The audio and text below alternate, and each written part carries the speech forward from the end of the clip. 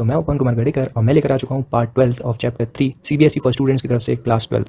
तो चलिए स्टार्ट करते हैं। हमने पिछली वीडियोस में कुछ न्यूमेरिकल्स कर लिए थे। अब इस वीडियो में हम नया टॉपिक देखने वाले हैं जो कि है रजिस्टर्स। ठीक है, अब ये रजिस्टर्स होते क्या है वो हम देखेंगे। बेसिकली हमने अभी तक रेजिस्टेंस देखा है, पर रजिस्टर्स कुछ ये डिफरेंट लग रहा है, राइट। तो ये चीज़ देखते हैं। रजिस्टर्स क्या होता है, ये डिवाइसेस होते हैं। रेजिस्टेंस क्या होता है, एक प्रॉपर्टी होती है, राइट। इन दोनों में आप बेसिक डिफरेंस जानते हो, ठीक है। रेजिस्टेंस एक प्रॉपर्टी है, रजिस्टर एक डिवाइस है। अब रेजिस्टेंस जो डिवाइस, जिस डिवाइस की वजह से हम रेजिस्टेंस इंट्रोड्यूस कर पाते हैं या फिर ला पाते हैं कोई भी एक सर्किट में, वो रेजिस्टर्स ही होते हैं, ठीक है।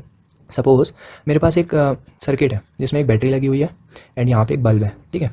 तो यहाँ पे अगर मुझे इसमें करंट थोड़ा और स्लो दौड़ाना है तो जिसकी वजह से मैं यहाँ रेजिस्टेंस लगाऊंगा, रेजिस्टेंस पैदा करूँगा, जिसकी वजह से यहाँ कुछ ऐसा होगा, ठीक है। तो ये जो डिवाइस है ना, जिसकी वजह से मैं रेजिस्टेंस इंट्रोड्यूस कर पा रहा हूँ सर्किट में, वो रेजिस्टर्स होते हैं। इसका सिंबल कुछ ऐसा होता है, ठीक है। तो रेजिस्टर्स क्या होते हैं, ये डिवाइस होता है जो कि रेजिस्ट करता है फ्लो ऑफ करंट को, जो कि रेजिस्टेंस ही होता है। तो रेजिस्टर्स वो है जो रेजिस्टेंस जिसमें होता है, ठीक है। अच्छा, इनका सिंबल कुछ ऐसा होता है। सॉरी, ये कैपेसिटर का आ गया, मैं गलती से, सॉरी फॉर दिस। तो ये रजिस्टर्स कुछ ऐसे होते हैं, इसका सिंबल ऐसा होता है, ठीक है। अच्छा, अब हमने इतना जान लिया। अब टाइप्स ऑफ रजिस्टर्स देखते हैं। रजिस्टर्स कितने टाइप के होते हैं, दो टाइप के। एक तो वायर बाउंड रजिस्टर एंड दूसरा carbon resistors. Wire wound resistors कुछ ऐसे दिखते हैं एंड कार्बन रजिस्टर्स कुछ ऐसे दिखते हैं। वायर बाउंड रजिस्टर्स जो होते हैं वो बड़े होते हैं as compare to carbon resistors and these are compacts, ठीक है। ये बहुत छोटे छोटे होते हैं और ये थोड़े महंगे होते हैं बिकॉज ये एलॉय से बने होते हैं। अब एलॉय क्या है, एलॉय वो होते हैं जो 2 या 3 मेटल से मिलकर उनको मिक्स कर देते हैं तो उनसे एलॉय बनते हैं, ठीक है। 2 या 3 मेटल अगर मिलेंगे, मिक्स होंगे तो एलॉय जनरेट होगा, ठीक है।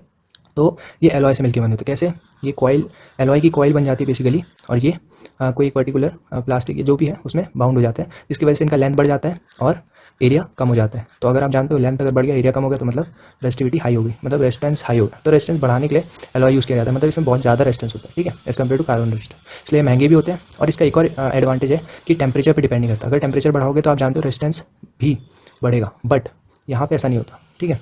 यहाँ पे कैसा होता है, अगर आप टेम्परेचर बढ़ा रहे हो तो इसका मतलब रेजिस्टेंस पे कोई इफेक्ट नहीं पड़ेगा, रेजिस्टेंस पहले जैसा ही हो। तो इसका ज़्यादातर यूज़ कहाँ होता है, रेलवे ट्रैक्स पर होता है। अगर आपको ट्रेन रोकनी है तो रेलवे ट्रैक पे ब्रेकिंग सिस्टम जो होता है उसमें ये यूज़ होता है एंड कार के ब्रेकिंग सिस्टम में भी यूज़ होता है। सपोज एक कार है, उसका जो ब्रेक लगते हैं वो जो उसमें है रेजिस्टेंस यूज़ होता है, ये वाला, ठीक है, वायर बाउंड रेजिस्टेंस, ठीक है।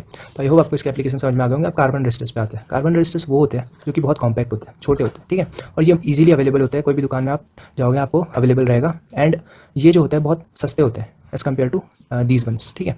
ये होते हैं 1 रुपये के 6-7 मिल जाएंगे आपको, इतने सस्ते होते हैं, ठीक है। तो ये चीप होते हैं एंड दीज आर कॉम्पैक्ट। अब ये यूज़ कहाँ आते हैं, इनके एप्लीकेशन है सर्किट्स में। जैसे आप कंप्यूटर चिप्स देखते हो, सर्किट्स देखते हो, ठीक है, ये छोटी छोटी चार्जर्स देखते हो, इन सब चीज़ों में रेजिस्टर्स लगे होते हैं, कार्बन रेजिस्टर्स, ठीक है। अब जितना ज़्यादा कार्बन रेजिस्टर्स में कार्बन होगा उतना ज़्यादा इनका रेजिस्टेंस होगा, ठीक है। तो कार्बन जो होता है वो गुड कंडक्टर होता है, तो जितने ज़्यादा कार्बन होगा उतना ज़्यादा इनका रेजिस्टेंस होगा, ठीक है। तो चलो कार्बन रेजिस्टर्स हमने देख लिया। अब हम देखते हैं कि रेजिस्टर्स में अगर एक पर्टिकुलर हमें रेजिस्टर दे रखा है तो उसमें हम रेजिस्टेंस उसका निकालेंगे कैसे, वो देखते हैं, ठीक है। तो उसके लिए हमें पता है एक रजिस्टर कलर कोडिंग आती है, ठीक है, वो हम पढ़ने वाले हैं। ये आपको एग्जाम में बहुत आएगी, एक ना एक क्वेश्चन तो पक्का हर बार इससे पूछा जाता है। तो 20 बार की आप इसको अच्छे से पढ़ो और इसकी प्रैक्टिस करो। जितना प्रैक्टिस करोगे इसकी उतना ज़्यादा आप अच्छे से इसको सीख पाओगे, ठीक है। पर ये ईजी है, वैसे इतना मुश्किल नहीं है, ठीक है। तो इसमें आपको बेसिकली क्या है कि एक अगर आपके पास रजिस्टर है, ठीक है, तो उसमें कुछ ऐसे बैंड्स होते हैं, ठीक है, और उनके कलर हर एक रजिस्टर पे अलग अलग कलर होते हैं। तो उसके अकॉर्डिंग उसका रेजिस्टेंस हम पता कर सकते हैं। कैसे, अगर ये मैं 4 बैंड वाला एक रजिस्टर लूँ, 5 बैंड 6 बैंड वाला भी आता है। तो अगर मैं 4 बैंड वाला लूँ तो इसमें फर्स्ट बैंड जो होता है वो फर्स्ट डिजिट को शो करता है, second band second digit, third वाला मल्टीप्लायर को और फोर्थ वाला टॉलरेंस को। अब ये चीज़ हम एक एक करके देखेंगे। बेसिकली आप इतना समझिए कि ये 4, अगर एक रजिस्टर है, ठीक है, कार्बन रजिस्टर ऐसा कुछ है, इसमें यहाँ 4 बैंड होते हैं, उनके कलर अलग अलग होते हैं, ठीक है। अब यहाँ पे जो फर्स्ट बैंड है, ये जो फर्स्ट कलर है, हाँ, वो जो है, अब ये हम पहचानेंगे कैसे, फर्स्ट ये है कि फर्स्ट ये जो है इधर थोड़ा लंबा होता है, ठीक है, लंबा होगा, इसका मतलब दूर होगा। जो कलर बैंड दूर होगा स्टार्टिंग पोजीशन से, वही हमारा फर्स्ट कलर है। तो जो फर्स्ट वाला है वो स्टार्ट करेंगे हम, वो जो होता है फर्स्ट डिजिट होता है। देखो, कोई भी रेजिस्टेंस हम कैसे लिख सकते हैं, हम लिखते हैं 11 × 10⁻⁻6 ओम।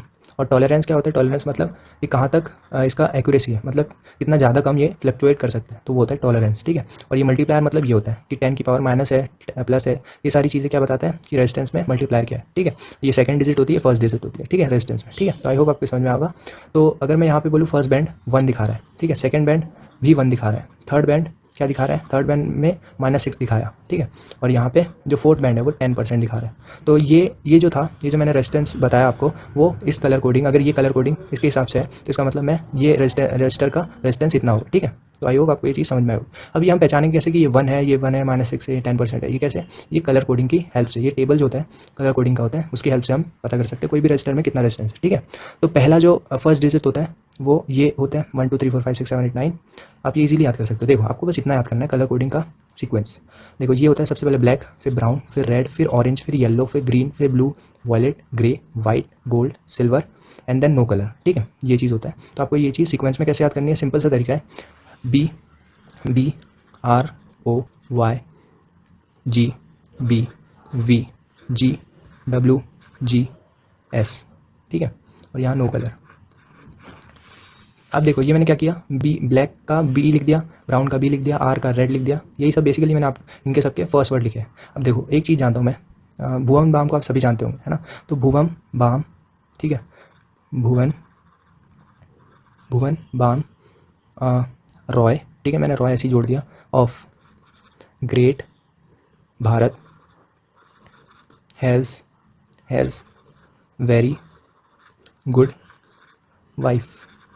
ठीक है, तो ये चीज़ मैं आपको अब एक सेंटेंस अगर आप याद रख लो तो आपको ये पूरा कलर याद रहेगा। ठीक है, Bhuvan Bam Roy of great Bharat has very good wife. ठीक है, और गुड GS नो कलर, ये तो आपको याद ही रहेगा। ठीक है, गोल्ड सिल्वर, क्योंकि गोल्ड महंगा होता है तो गोल्ड ऊपर, सिल्वर सस्ता तो उसके नीचे, एंड नो कलर मतलब सबसे नीचे। ठीक है, तो आपको ये पूरा याद हो गया होगा। आपको बस एक सिंपल सेंटेंस याद रखना है जो कि Bhuvan Bam Roy of great Bharat has very good wife GS no colour. ठीक है, गोल्ड सिल्वर नो कलर। तो अगर आप इतना याद रख लेते हो तो आपको सब कुछ ईजी हो जाएगा। क्यों? क्योंकि BBROY GBVGW GS और नो कलर। अगर मैं ये लिखूँ तो इसके बाद मुझे क्या लिखना है? सिंपल, ये 0 1 2 3 4 5 6 7 8 9 और यहाँ 5%, यहाँ 10%। ठीक है, यहाँ पे 15% हो जाता है। ठीक है, ऐसा। और यहाँ पे ये जो है फर्स्ट कलर के फर्स्ट बैंड के लिए भी सेम होगा, सेकंड बैंड के लिए भी यही सेम होगा। ठीक है, तो अगर मैं बोलूँ कि यहाँ पे 1 है, इसका मतलब ब्राउन है। ठीक है, यहाँ पे ब्राउन कलर है। ठीक है, अगर मुझे यहाँ ब्राउन कलर मिला तो इसका मतलब ये 1 है। ठीक है, तो फर्स्ट डिजिट मेरा हो गया 1, सेकंड डिजिट हो गया मेरा 1, क्योंकि ये दोनों 1 1 है। इसका मतलब ये दोनों जो स्ट्राइप है वो दोनों ब्राउन है, ब्राउन कलर की। ठीक है, अच्छा। अब उसके बाद ये जो है थर्ड के लिए मैं मल्टीप्लायर ढूंढूंगा। थर्ड में मल्टीप्लायर है, अगर मेरे पास ब्राउन है इसका मतलब कि 10 है, 100 है, इसका मतलब 1 है, 2 है। 10 की पावर क्या है? 10 की पावर 1 2 है। तो अगर आप ये पावर में लिखोगे तो ये 0 है पावर, इसका मतलब 1 है। 10 इंटू 0, 10 की पावर 0 क्या होता है? 1। ठीक है, अगर 10 की पावर 1 है इसका मतलब 10 है, 10 की पावर 2 है मतलब 100 है, 10 की पावर 3 मतलब 1000 है। ऐसा आप बढ़ते जाएगा। ठीक है, इसका मतलब आपको बस पावर याद रखनी है। तो यही अगर आप इतना याद रख लेते हो इसका मतलब आपको ये थर्ड वाला भी हो गया। टॉलरेंस आपको पता है, टॉलरेंस इसमें आप बेसिकली एग्जाम में हम डायरेक्ट गोल्ड या यही देते हैं। ठीक है, अगर आपको ये भी याद रखना है तो 1 2 3 4 5 0.25 0.1 एंड 0.05 और यहाँ पे 5 और 10 इतना याद रखना है। ठीक है, टॉलरेंस बेसिकली आपसे ज़्यादातर यही आएगा। ठीक है, आपको आप इतना याद रख लो तो काफ़ी है। ठीक है, तो आपको ये चीज़ है। अब इस पर बेसिक हमने कैसे समझा कि ये रेजिस्टेंस हम कैसे निकाल सकते हैं। ठीक है, अब हम समझेंगे एग्जाम्पल के थ्रू, क्योंकि आपको एग्जाम्पल से अच्छे से समझ में आएगा। सपोज इसको पूरा क्लियर कर देता हूँ। अब हमें ये रजिस्टर दे रखा है, एग्जाम में कैसा आएगा? रजिस्टर दे रखा रहेगा, उसके कलर्स दे रखे रहेंगे और आपको पूछेगा कि इसका हमें रेजिस्टेंस निकालना है। तो देखो ये फर्स्ट बैंड जो है वो है रेड। ठीक है, सेकंड बैंड जो है वो है वॉयलेट, थर्ड बैंड जो है वो है ग्रीन। ठीक है, फोर्थ बैंड जो है वो गोल्ड। ठीक है, एग्जाम में भी ऐसे आ सकते हैं क्वेश्चन। ठीक है, तो रेड जो है वो क्या है? 2 है, और वॉयलेट क्या है? वॉयलेट अगर आप देखोगे 7 है। ठीक है, और इंटू 10⁻⁴ थर्ड बैंड में 10⁻⁴ आता है, जो भी पावर में लिखा है वो थर्ड आएगा। तो पावर में क्या है? 5 है, क्योंकि ग्रीन 5 होता है। और ये इतना ओम हो गया। टॉलरेंस कितना है? टॉलरेंस हमारे पास है 4, मतलब गोल्ड। ठीक है, तो गोल्ड जो है वो है 10 ±10। ठीक है, तो ये जो होगा वो रेजिस्टेंस होगा हमारा। तो आई होप आपको समझ में आया होगा हम कैसे रेजिस्टेंस निकाल सकते हैं with the help of colour coding. कोई भी रजिस्टर आपको दिया है और कलर कोडिंग आपको याद है तो आप रेजिस्टेंस आराम से निकाल सकते हो। तो आई होप आपको समझ में आया होगा ये चीज़। अच्छा, अब हम एक और निकाल के देखते हैं इसका। सपोज मेरे पास एक रजिस्टर दिया हुआ है ये, और इसके कलर कोडिंग में कुछ ऐसे स्ट्राइप्स दिए हुए हैं। तो इसमें क्या है? फर्स्ट जो बैंड है वो येलो है, सेकेंड जो बैंड है वो है ब्राउन, थर्ड जो है वो है ब्लू, फोर्थ जो है वो है सिल्वर।